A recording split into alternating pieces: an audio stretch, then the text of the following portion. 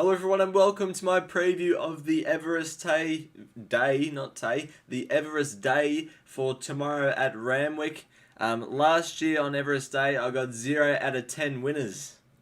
So stick around because you're probably going to see the same again tomorrow because I found it pretty tough and I've gone for a few outsiders. So yeah, no point just keeping on talking. Let's get on with the racing.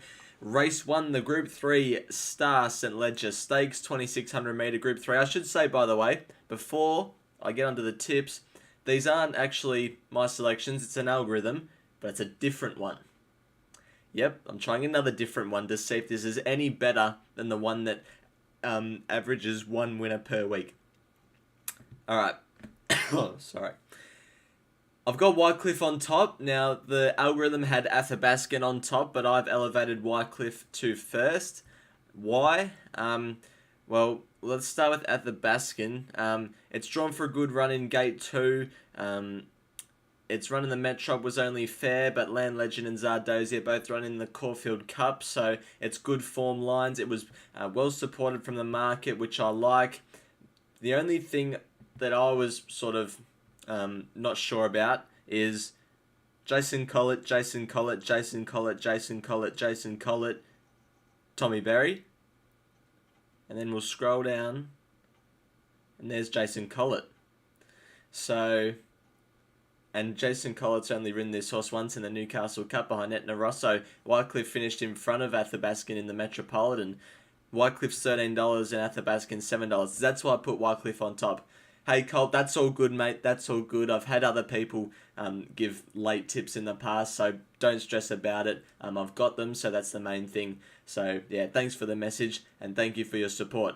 Yeah, Wycliffe on top in the St. Leger for me. Athabaskan, Waltham, Military Mission, Etna Rosso also in with a good chance. It has got to carry 2 kilos more than Wycliffe. It beat Wycliffe at the same weight here. So I think Wycliffe represents great value at the $13 compared to Etna Rosso at the $3.60. Race 2, hold on. It's got the selections on the next slide, so I'll just go here.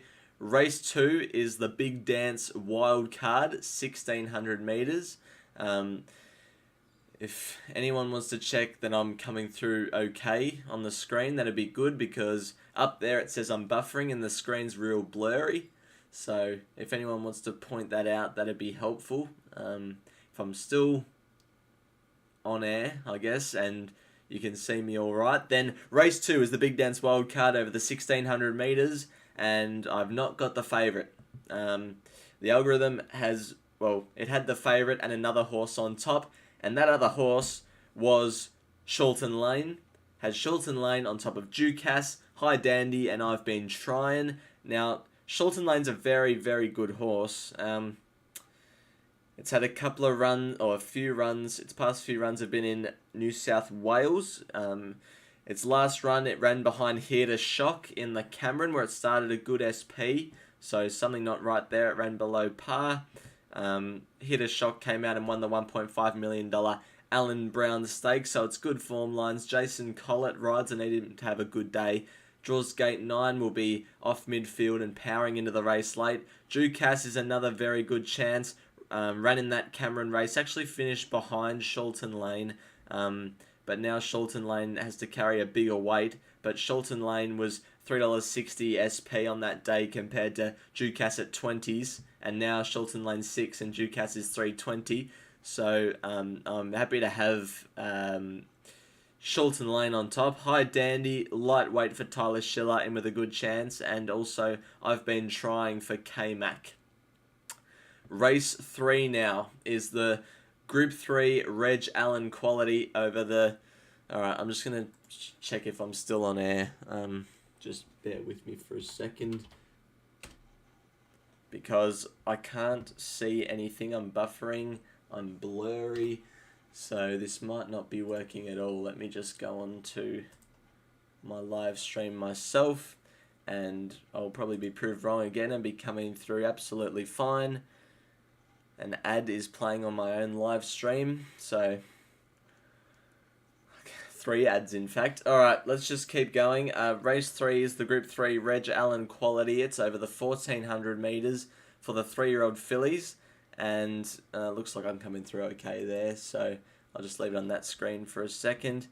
Alright, on top in this race, I've got Wings of Desire at a bit of a price, ahead of Aliana, who's also at a bit of a price, then the favourite Dominetta and Silver Wedding. Wings of Desire went to Flemington last start over the 1600 metres on a soft ground and failed. Now it comes back to the 1400 metres. It's back on a firmer surface. It's a drop back in class from a Group 2 to a Group 3. He has to carry the weight, but I think it's good enough to do so. And yeah, I think it's a good winning chance. In for second, how many times do you see a Chris Waller, James McDonald combination that's double figures? Never. So I think Aliana's in with a decent chance. Gate 1 can posit itself around midfield or so and be hard to hold out. In for third, I've got Dominetta. Now this horse won a Super Maiden last start leading from the front. It should lead from the front again and be hard to beat. It is well found in the market though, but yeah, I like Wings of Desire. Silver Wedding there for fourth gets J Carr on. So let's move on. Race 4, the Group 3 Angus Stakes, and I've got another roughie on top. 1600 metres, fillies and mares, good banter. Now I don't necessarily think this horse is the best winning chance in the race, but look, its first up run behind Walado was not great, as you can see there, but it was only first up. Look at that first up record compared to second up record. Speaks for itself. Tommy Berry goes on, which I don't mind. Its 3-year-old campaign was really good. It beat Autumn Angel in one of its races. It carried way less weight than it, but still, it beat Autumn Angel. Not many other horses can do that. It was running behind Mare of Mount Buller and all those. Draws gate 6, should be off midfield, 1 off the fence, and I think it can be running better than what the $34 suggests. The other one that I really liked was Zlotys. They're the 2 for me. I might actually have Zlotys on top come tomorrow because it's had 4 runs in Victoria, 1 a maiden, 1 a benchmark 70. Ran second in this benchmark 70 here. Has been given 3 weeks in between runs. KMAC goes on, drops heavily in weight, maps for a good run. Graham Begg wouldn't be sending it up north if he didn't think it was a good chance. Osbred Flirt and Hinged, who's actually the short price favourite. This horse brings good form, fangirl form, but it has drawn a bit wide. It's got Blake Shin.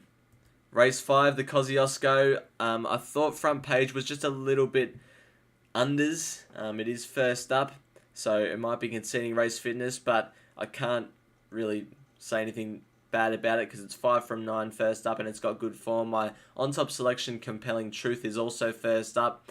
What I like about it is that it's a real speedster, so I'm hoping from gate 13 it can pin the lids and Mark Zara can drive it to be outside the leader, probably front page. If there's a few too many speed influences in the race, then I assume it'll just be going back and settling in an on-speed position with cover and hopefully finishing off. Far Too Easy, who I'm pretty sure ran in this race last year. I've gone in there for second, is a decent chance. And then I've got 2 at a bit of a price. Boom Talk, which should get a good run for Nash. And then Elson Boy, who had a good winning streak here, now gets Tommy Berry on and ran up behind Ostraka and Moravia last start. Race 6 is the Sydney Stakes, the Group 3, the $2 million race, 1,200 metres, and I'm with the Everest winner of last year, Think About It, and I've got a few roughies in for second, third and fourth. Think About It, I thought its first up run was good considering it got back to last from the gate.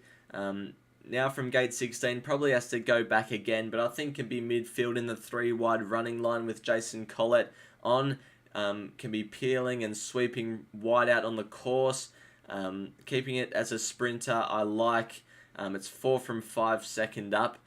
And I just think at its best, it'll be beating this field. And if it can get back to its best, it'll be beating this field. So happy to have it on top.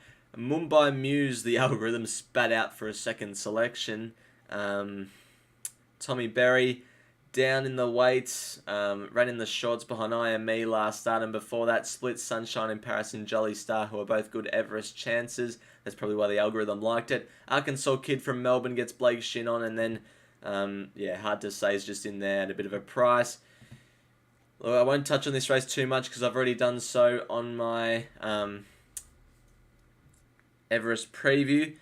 The Everest $20 million 1200 meter race, I've got I Wish I Win on top of Giga Kick Bella Nipotina. I've thrown Steffi Magnetica in for 4th, replacing Growing Empire. I'm growing a liking to Steffi Magnetica now, so I think it's decent. I Wish I Win, yeah, good run in the Manicato last start. This is its grand final, should be flying down the outside, blinkers on.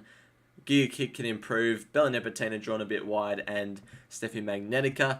Race 8, the Group 3 Silver Eagle over the 1300 metres, and, well, another favourite that I don't have on top. I'm tipping V8, the Victorian, Tony and Calvin McAvoy trained. Look, up here, it beats Southport Tycoon at 1200 metres. If it got the right run in transit here, it would have probably gone close to winning the Manicato. Second up record isn't great, but draws gate 14 for KMAC, so it can be on speed, hopefully in the 3 wide running line, and it's the best horse in the race, so I'm expecting it to run well. In for second, I've got Ostraka. This horse draws even wider for Blake Shin, but is a very good horse. Third up will be Peking. Moravia in there for third. KMAC jumps off, which is the only query, but ran up behind Ostraka last start, and Port Lockroy is in there for 4th. Race 9, the Group 1 King Charles, the third stakes over the 1600 metres. Now, the algorithm spat up a top selection, and I just went, nah, I'm overriding this one. I've gone with Pride of Jenny. I just think she's going to win. I just think they're not going to catch her. 1600 metres, I reckon, is their ideal trip, even though she won a Queen Elizabeth by 6 lengths. Over the 2000 metres, I think 1600 metres is their ideal trip. Major Beale could race her in the lead, but I don't think there's any point because Waterhouse Bot don't have another runner in the race, and they're just going to wreck Major Beale's chances. So I like it. I like Pride of Jenny. I think she'll win, and she'll back up and be hard to beat into a Cox Plate. The algorithm actually spat up My Oberon on top. I put Fangirl ahead of My Oberon because I just think Fangirl's a very progressive horse, but My Oberon, this is why it can win. If the algorithm spat up My Oberon and I haven't got it on top, I'm going to be very disappointed if My Oberon wins. On this day, it was second up. Fangirl was second up. Only lost to Fangirl by a half a length. Fangirl's $3.80. My Oberon's $19. My Oberon's likely to get Fangirl's back. I just think My Oberon can do something tomorrow, as can Amelia's Jewel. So yeah, that's how I'm seeing the King Charles, but I've got, what's its name on top? Pride of Jenny. And race 10, the benchmark 88, 1400 metres. I'm only with 2 favourites on this whole card, so I'm likely to get another 0 from 10. But I like overriding. This horse, oh, where am I? Benchmark 88, 1400 metres. Oops, scrolled too far. Overriding, where is it? Overriding, there we go. Overriding, I like this horse. First up, it returned behind Foxfighter, was very good, wanting further than the 1200 metres. Then went to the Group 3 Tibby against its fellow mares over 1400 metres, wasn't disgraced. Then went to this benchmark 94 behind St. Lawrence, started a good SP and performed below par, but I think it was a query at the 1600 metres, back to the 1400 metres suits. Gate 3 can posse itself right up on speed. Craig Williams on. I reckon it's hard to beat and over the odds in the last. Delalat has got some good form. Draws gate 7. Jason Collett flies down the outside. Whatever Nashra Willer's riding, I'm intrigued in. Well timed is out. Willardow, it's well found at the $3, but it can win. And Gambare will probably need the run and some luck from the draw, but can be running well. Well, everyone, that's going to do it for this Everest Day Preview. I'm just hoping for at least one winner with the selections I've got. That'll make me very, very happy. But until the next video that I do, bye for now.